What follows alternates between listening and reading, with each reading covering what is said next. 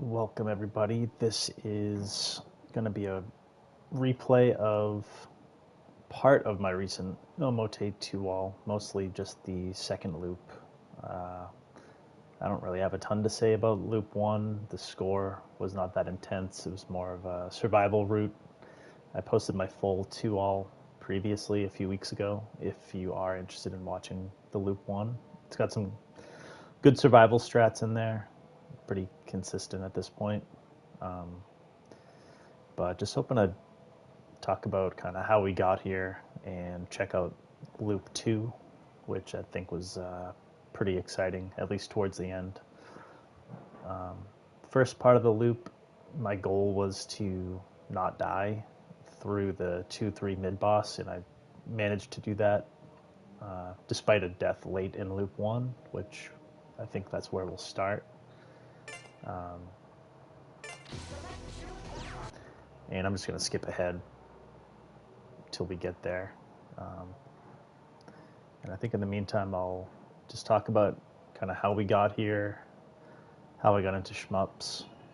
Really started 6 years ago when Devil May Cry 3 came out on Nintendo Switch. This was February 2020, just as the pandemic, COVID-19, as you might have heard of it, was building up. And this was a game that I remember renting back in 2005 on PS2 and never getting past Cerberus in the third mission of the game. It was like the first wall. And little did I know that in the original edition of the game, normal mode was actually hard mode in the Japanese version. So I was just getting destroyed. And I brought the game back to the rental, liked it. I really liked the first game. And just never played it for 15 years. Ended up getting through, loved the story, just played through every difficulty, and started going for S ranks and SS ranks in different difficulties. Dante Must Die, that fall of 2020.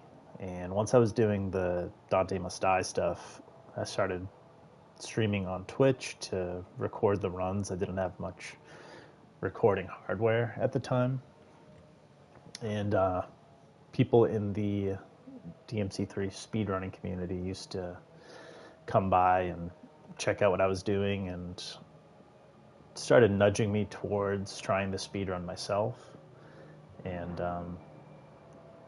the thought of doing just a full game run like that was kind of unfathomable to me. It just seemed like a huge weight to carry.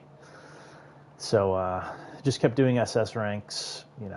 They're like 10 minutes max each mission.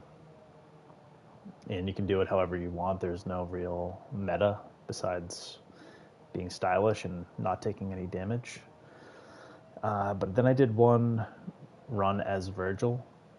It just seemed easier than Dante, and that was pretty fun. And I had a couple other good speed games on Switch, like Celeste and Resident Evil 4. Started getting into that in early 2021, that winter, I think. And for the next 2 years, really, 2021 and 2022, went kind of hard on speedrunning with DMC3, DMC1, and Super Metroid. All right, we made it to the boss here. I'm going to go back just one bit here. I'd say the favorite moment for me was probably doing the DMC3 Peak of Darkness tournament, which was just like the first 7 missions of the game. You climb up this tower to fight Virgil for the first time. And just going head to head against players from across the world, really. Europe. I think there were some players from South America. I don't know. Just a super cool tournament. Passionate.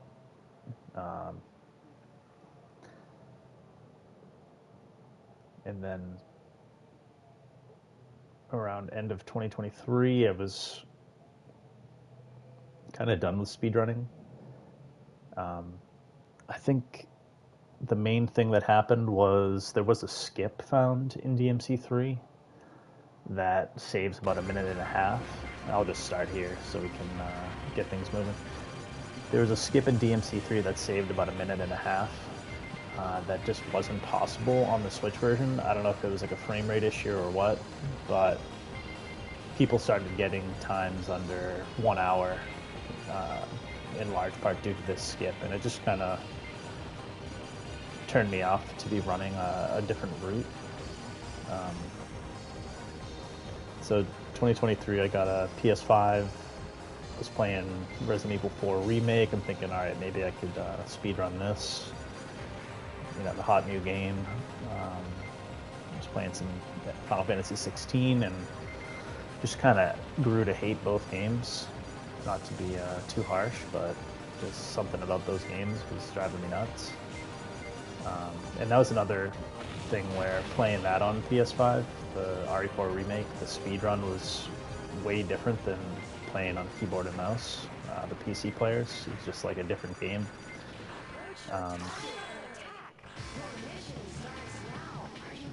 And around this time I found the Electric Underground channel and saw his, you know, kind of infamous review of RE4 Remake at this point. I agreed with a lot of what he said. I was a big fan of the original, obviously. And started thinking, all right, I think I might just be done with speedrunning. Started playing some Street Fighter 6. I didn't have much fighting game experience at the time. And I'll just pause here again, because at this point in the run, we're at 4 resources used, and I'm starting to get pretty nervous. I just had to bomb this pink pattern where I normally don't bomb it. But yeah, I guess to get back to Street Fighter, you know, I was kind of replacing speedrunning with that, but grew to consider it not really the happy game. That's a term I've been using recently, the happy game. Street Fighter was just not that. So that kind of takes us to the end of 2023, and here's our death in Loop 1. The nerves were just crazy. I flew right into that bullet. But yeah, end of 2023, Mark, Electric Underground, he released Daijojo, Godonpachi Daijojo, review of the M2 port, and Hazy Levels was another channel I had discovered. And in his case, it was through the Daijojo review that they did. And I thought that was just a super interesting video talking about, you know, how to bees see color, just, you know, tying in all these cool concepts, and the game just seemed amazing. So I bought it from Japan, bought an arcade stick online, and just started to dive in. Played all the arrange modes. It's, you know, super easy, no miss, going for the platinum trophy. I'd never done platinum trophies before. Arrange S I thought was pretty fun. Bought Ketsui shortly after and did super easy in that, Destiny mode. And after, I don't know, 3-4 months, started to consider doing a Daijojo Black Label clear.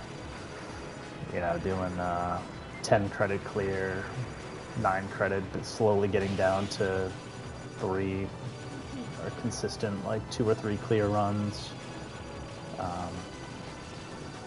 And that July, finally got the Daijojo clear with B Shotia.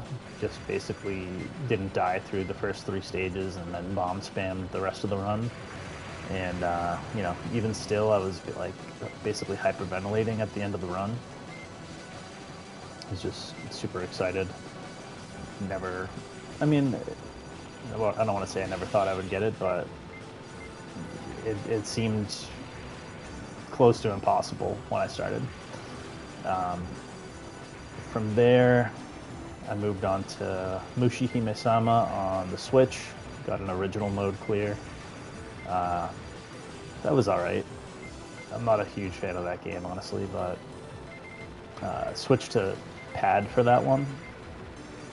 and felt like that actually was easier than arcade stick, so eventually went over to Ketsui for the arcade clear of that. Got that on pad as well.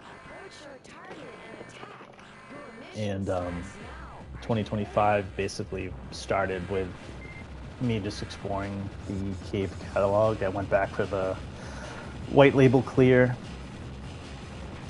Played Pro Gear, got the 1-all, Donapachi DFK, the Kai Katana Shin, which is maybe one of my favorites, top 3 for sure.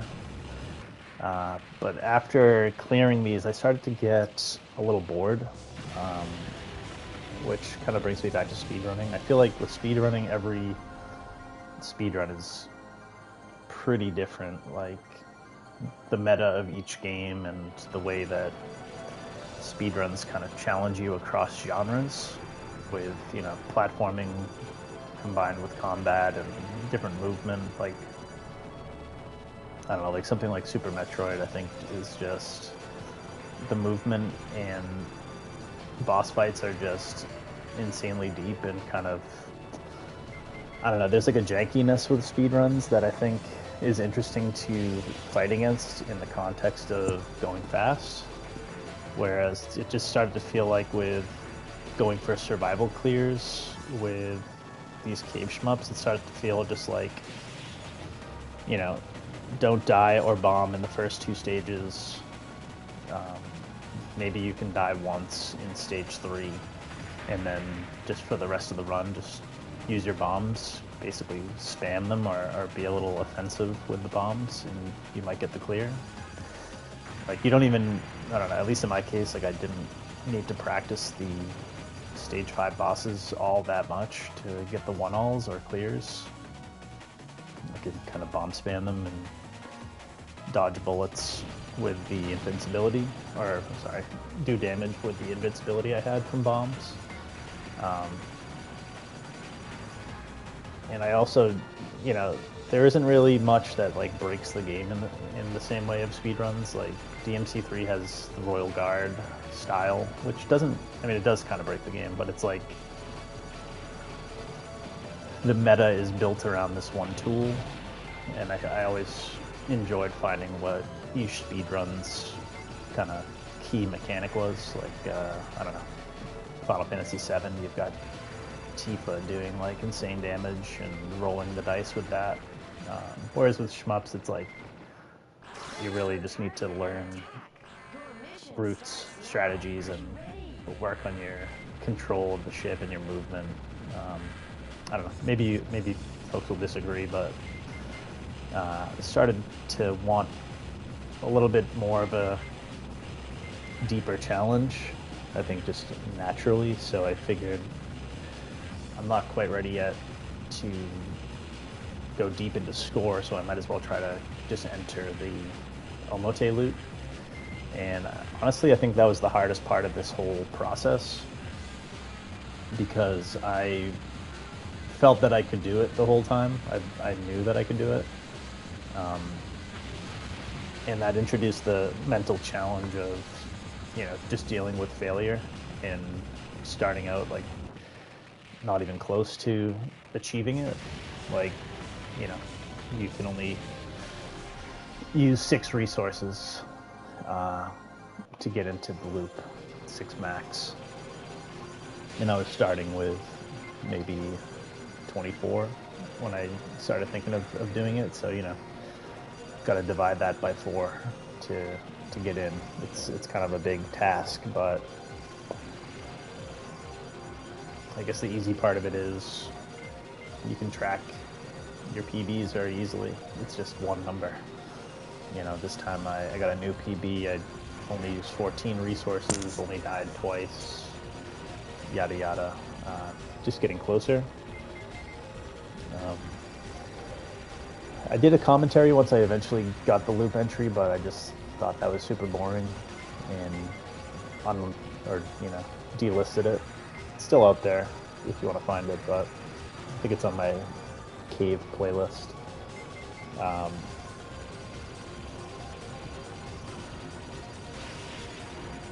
but I guess the difference with getting into the loop and then clearing the loop that almost made it easier to clear was I did not believe that I could get the 2-wall for a really long time. And this kind of forced me to treat this loop as its own game. Like, I think an amazing thing about Ketsui is the way the scoring changes in really, you know, it's different in loop 1 versus the Omote loop, and then it's different again for loop. And I think it just gives the game endless replayability and depth. But, you know, I started to just ignore loop 1 and just go for basically a 1-all of the second loop, starting with full resources and trying to improve at that before I even went back to touch the first loop. And when I would go back, I would just play 1-5 and kind of treat that as its own game. You know, you pull up to the evac headquarters and you just kill everybody, and that's its own game. Let's just skip the tedium of stages 1, 2, and 3. Although loop 3 is pretty tough. I think I'm about to die here. Yeah, so I guess to get back to the run, I did die at the end of loop 1, but did not die until just there, which is kind of far after the 2-3 mid-boss. And here I'm just doing some offensive bombing. Those aren't necessarily planned, but I'm just kind of refusing to die again in this stage. And we're going to have some more offensive bombs in this boss fight here. I think it's a 2-bomb. Yeah, it's a 2-bomb fight. Not really a fight that, like, if you try to just be a hero against this boss, it'll just kill you. So it's good to have 2 bombs and just use them. Use them before you're in danger. Like you'll see here, I'm gonna go over to the right and just not even wait till the last second, just bomb. So I guess things that went well in this journey, so to speak, like I was just saying, treating Loop 2 as its own game, just kind of breaking the game into different pieces and ignoring the rest until I was confident in that section. I think I was saying, when I was trying to get into the second loop the first time, I was saying, like, you know, I'm moving into stage 5 for a while. Like, I'm just going to live there until I can get it down to, like, 2 or 3 resources consistently. You know, that's the beauty of things like this M2 port. You can just set up your save states or use Arcade Challenge and just really go as deep as you want, get as consistent as you want. I'll say things that didn't go as well was, so I think I started going for this in like September 2025 and was gradually, sorry, hold on a sec. Yeah, just like gradually improving until the new year. And I think it was like early February I got to the 2-5 boss for the first time. Here's a safety strat here. Basically kill the first loop, or first phase of this enemy, and then clear out the other enemies and keep this one alive.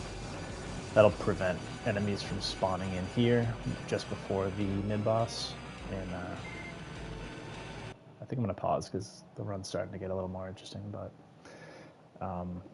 yeah, I made it to the 2-5 boss for the first time.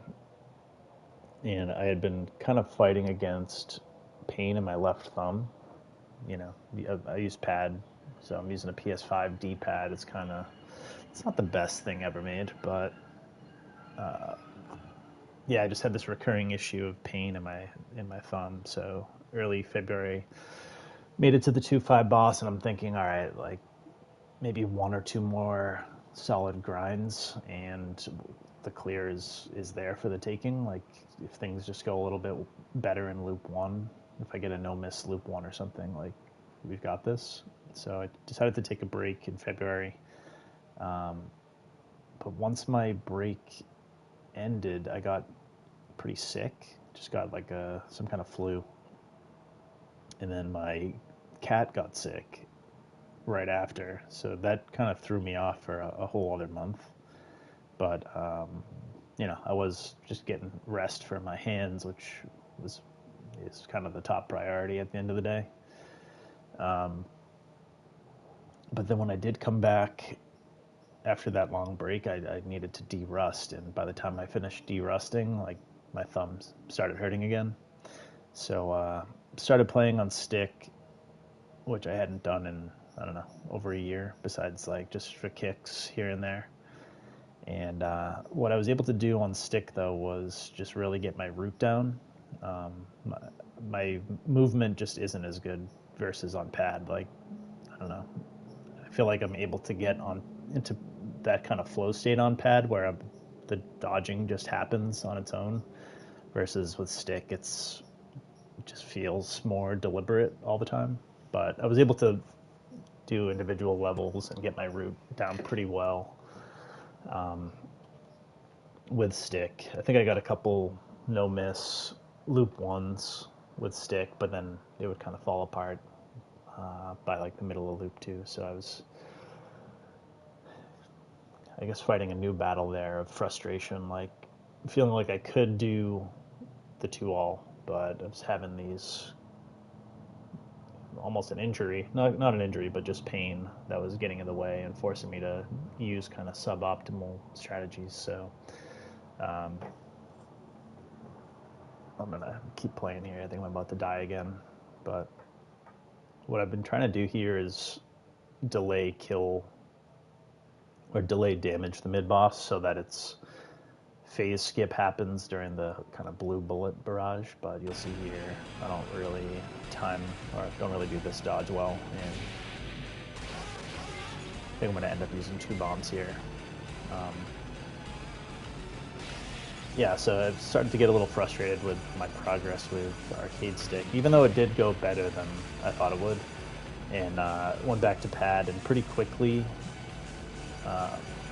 got a couple of 6 miss loop 2 runs, like might have been back to back, where I cleared loop 2 with 6 deaths and figured, okay, I'm de-rusted, my hand is feeling okay, let's go for the clear. And I think within like a week or two of just not really even grinding that hard, just doing no reset runs night after night, got the clear, and this is it. I mean, I would say this loop 2 has been pretty clean, like especially through the 2-3 mid boss went like exactly as I would want it to with the resources that I had. I'd say this stage has gone decently so far. I've had to use a lot of resources, but I've got 1 bomb left. I think this is good enough to reach the boss generally. I like this part here, so we're just gonna tap over, loop back, and just trail this nightmare. I'm trying to inch over to the left to draw the enemy bullets over to the left. It's always a little bit tricky because I can't tell when that nightmare is going to die. This I could sometimes do without a bomb, but I'm just going to offensively, kind of proactively just not risk it, use the bomb. And I would say this boss fight here is the key to the whole run. Usually it's like 4 bombs, or 3 bombs if you're lucky. But what I'm going to do here is a 1 bomb, no miss, stage 4 boss. It's kind of the key. I don't know if I would have cleared otherwise, probably not. But yeah, usually what'll happen is I'll get here with like 1 bomb or no bombs and then die, and then use the 3 bombs in my second life. And that's if it goes well. So this was kind of, Squid Dude had gotten his Ura 2-all like a week before this, and he had the same thing happen in his run. I think a 1 bomb, no miss, 2-4 boss. So I was definitely feeling inspired by that run. Just an amazing run. You should check it out. That pattern I almost can never dodge, so it's going really well. And if you see those pink bullets on the left there, I don't know why that would happen, but you can see only like 2 rows of the pink bullets came through compared to like the rest of the pink bullets coming in here. I don't know what causes that, but that was actually huge as far as, like, you can just get hit immediately by that pattern depending on how things line up. And then here we've got really difficult pattern to dodge. I think this is maybe the hardest pattern, and yeah, I mean, you don't have much room. This is probably the hardest pattern in the game, ignoring the loop. But yeah, getting to stage 5, it's gonna get a little bit rough. You know, I couldn't believe that I had survived that, and I'm basically shaking at this point. And I think the start of 2.5 is really difficult. Like, I'm able to get past this. I've got a good route for getting past this, but once this, what's it called, golden bat comes in, from here to the mid-boss, I just think is pretty tough, pretty strict. And I can never predict when this golden bat's going to die. Like, it's just kind of a stupid enemy.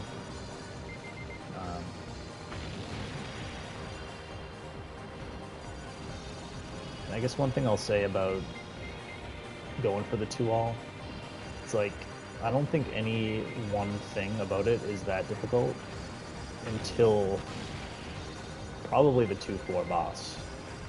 Like, you could learn anything leading up to that and get it pretty consistent, but yeah, the 2-4 boss will just kill you.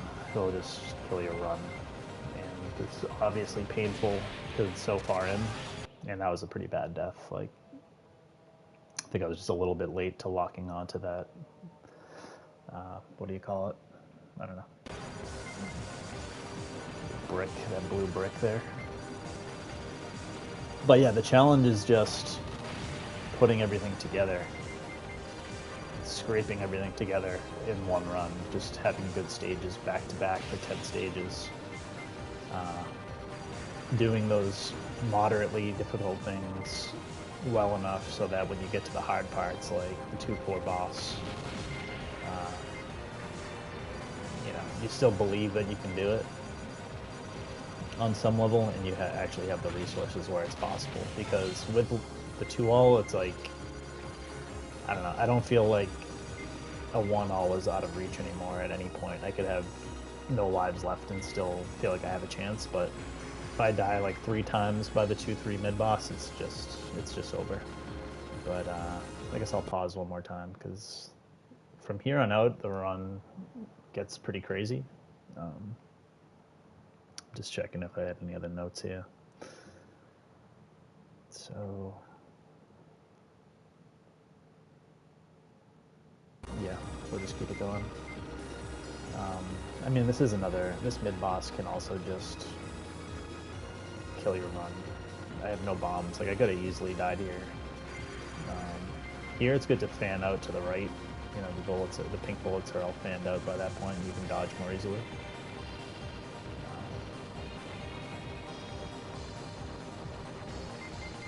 But yeah, got 4 lives, got no bombs, so it's kind of just, let's just make it as far as we can, and that was a crazy close dodge.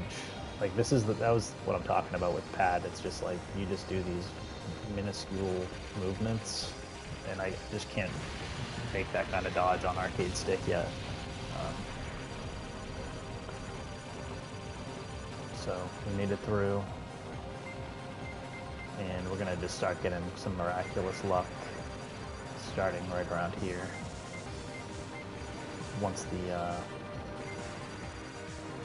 wyverns come in. So yeah, like, this is just gonna be a little bit silly. Just finding those tiny spots, and here we're gonna go up and around, which, you know, not necessarily advised, but it works here. But what ends up happening is now I'm like thrown off. I don't want to be this far right when these manta come in. And I probably could have gotten back en route there, but that's a fine place to die. I'm invincible basically until the nightmare comes in, and then I'm able to get back en route.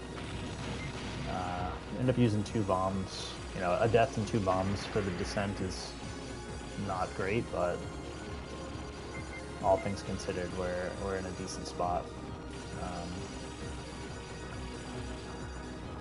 This part here is pretty easy as Tiger, in my opinion. Just lock on and swing to the left and right. It's this next part here that I can get without a bomb with some consistency, but I didn't feel like I could go for it here. It's kind of random whether I feel like I can get through. So we're back to having no bombs, and we're at the Tiger Rush. This goes as well as it can ever go, honestly. Like, I think if you get like 2 locks onto the Tiger, it'll die before long.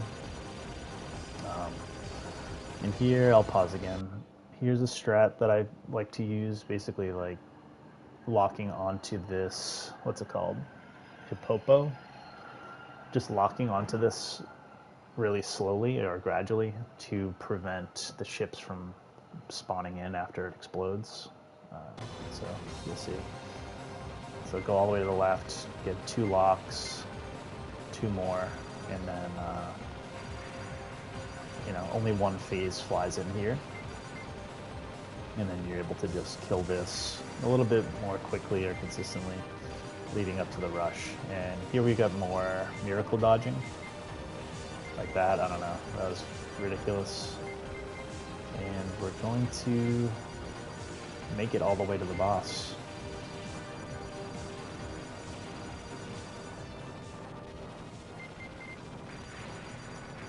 So, you know, I think that first clear, you're gonna need some luck involved. And I'll pause again. This boss is pretty difficult, especially this first phase. Like, I don't know, my heart is pounding every time I think even in practice, like, just this first phase is really tough. Got 1 bomb here. I'm trying to just hold on as long as I can before bombing to have invincibility, but yeah, that went pretty well. Try to get in the middle here, dodge as they come down. This is pretty tough. I think I'm about to die, but it went this one as well as it ever goes for me in practice.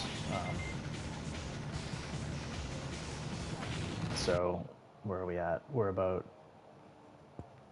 I don't know, he's got 60% health left, let's say, and I've got just used my first bomb of this life. I've got 5 bombs left. It's really looking pretty good. Nothing's guaranteed, but if I use all my bombs, then it's kind of, we're in there. And that's just what I do. I'm just not really hesitating. This is a little bit crazy to not bomb, but it worked out. That's the thing, it's like, none of these patterns is impossible, it's just feeling like you can go for it, risking it without bombing.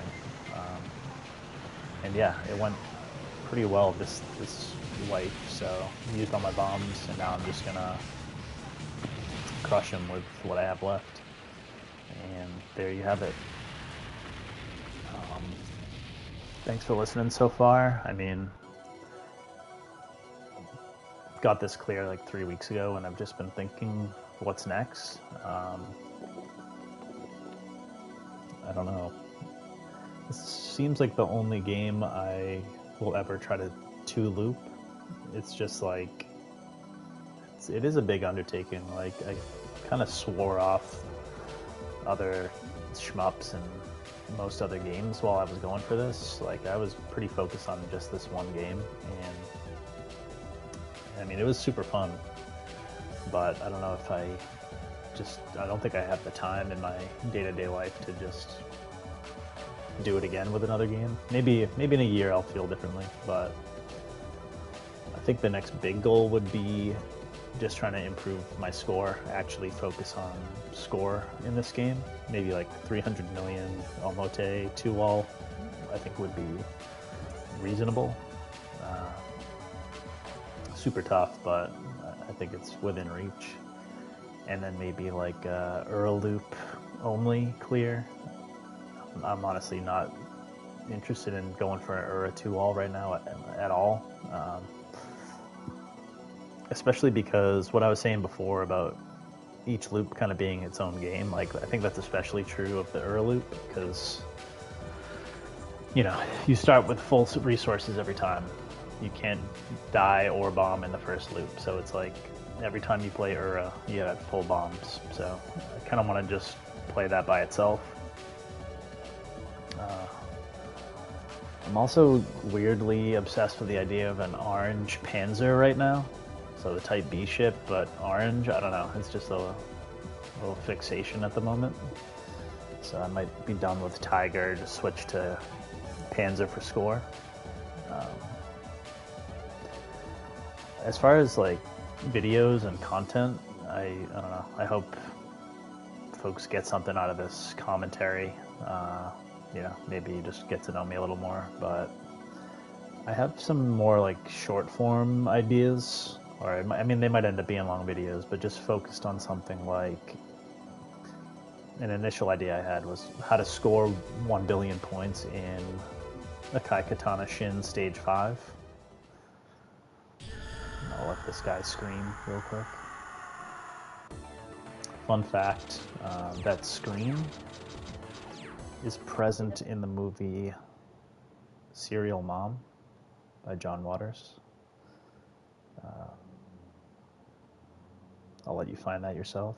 But yeah, I don't know. I'm thinking maybe something more short or more focused for any future videos, like how to score an individual level or how to survive Omote Stage 2-5 or something like that. Maybe go over to, let's just move over here. Go over to like Arcade Challenge. I think it might be fun to go to like